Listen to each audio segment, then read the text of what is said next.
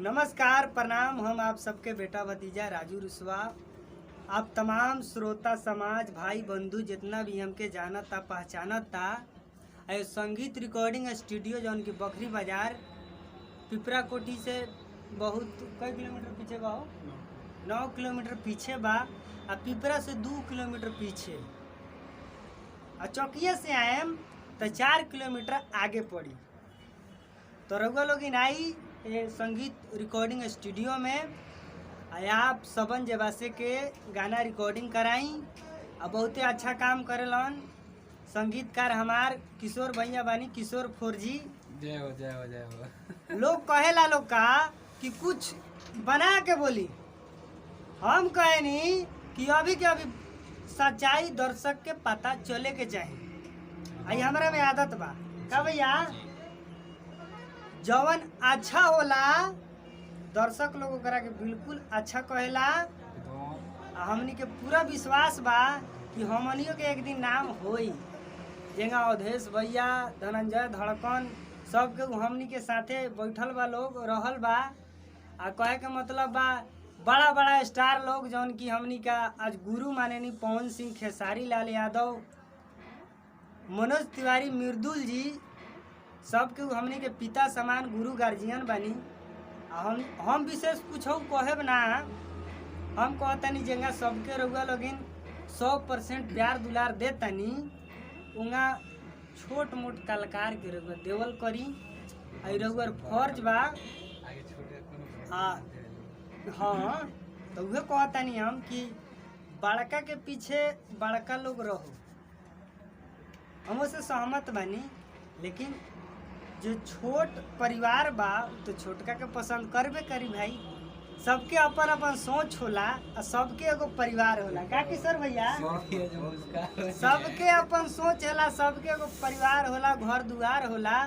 तो हमनी का वही एगो घर दीवार से एगो मजदूर के बेटा बानी सो जैसे कि आज स्टूडियो खोलले बानी बड़ा मेहनत से। रउआ लोग आई स्टूडियो में गाना गाई और अपन गाना के चलाई।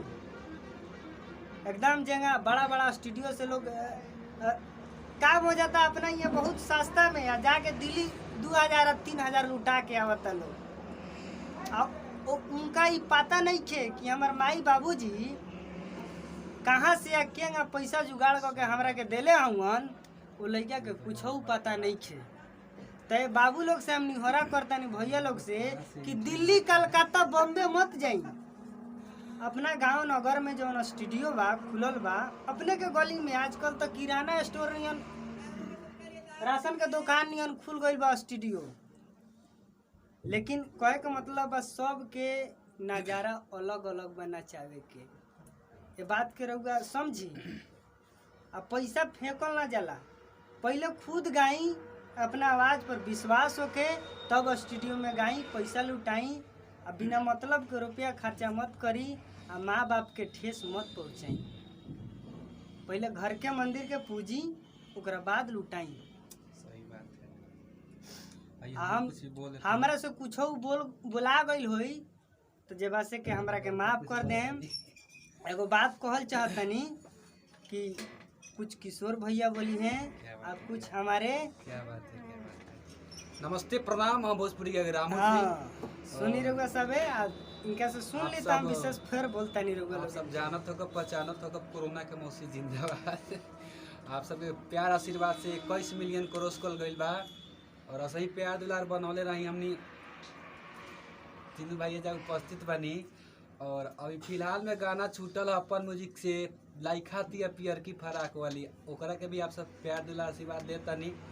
लाइखा तिया एक जौन आए वाली बा रउआ लोगिन, हमनी के भोजपुरी में कहल जाला खिचड़ी की ना जी।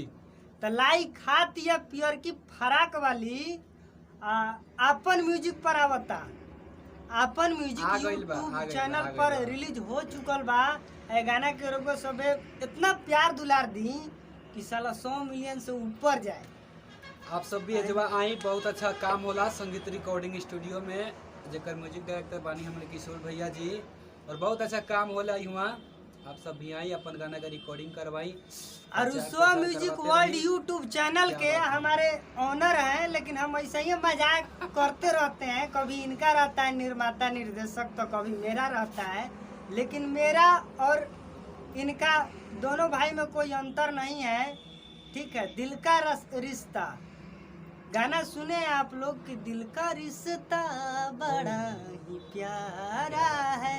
हम लोग भले ही महीना दिन आ 1 साल आदमी से जब भैया प्रेम हो जाला नु, ठीक बा, तो हमनी के हो गइल बा टूटेला ना हो। एक दूसरे का हमनी का को अलगा रही हो सको। प्यार मोहब्बत आ, जिंदाबाद जिंदाबाद। फिल्म देखले हो का भाई, वही तरह हमनी के तो तीनों आदमी जेंगा हमार अपन म्यूजिक, बड़ा बड़ा वेब म्यूजिक क्या बात। और छोटा से छोटा जौन चैनल बा वहू पर ध्यान दी। जहाँ अच्छा गाना मिले वहाँ जरूर वाला जी अच्छा बा, ओकरा के आप सब बढ़ावा दी, दिल आगे से बढ़ाई, सपोर्ट करी। सपोर्ट करी जा। अपन म्यूजिक के सब्सक्राइब कर ले हम। आई रहुआर रुसवा म्यूजिक वर्ल्ड चैनल पर देखा तानी, तो एकरो के मत भुलाएम लोगिन जा। अगर अच्छा लगे तब हमारा है, न तो जे दिल कही उहे करे, क्या जरूरी नहीं खे। परिवार घींचा घींची से ना बनेला। रहुआ लोग समझा तानी हमार बात, दिल से कही जाला प्रेम, तो दिले से परिवार बड़ा होला। बस नमस्कार प्रणाम। हमारा आज गाना रिलीज होखता, रउआ लोग सुनी अपन ढेर सारा प्यार आशीर्वाद दी भाई के। विदाई। बहुत अच्छा गावे नी और बहुत अच्छा नेक दिल इंसान बनी।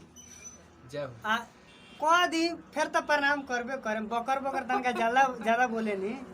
तो कहे के मतलब बा कि केतनो करिए जादू टोना आ बउआ रहिए वही कोना। तो गुरु जी के कहल है जौन कि Pawan Singh the great power star Pawan Singh ji के डायलॉग है, केतनो करिए बाबू कतनो करबा जादू टोना आ बउआ रहिए वही कोना। चलिए ठीक बा, नमस्कार प्रणाम। जय हो। ढेर सारा प्यार दुलार दी अपना भाई, एकदम लव यू ऑल। एकदम छीट कर शेयर कर दी, शेयर अपन भाई के चैनल है, गर्दा उड़ा दी।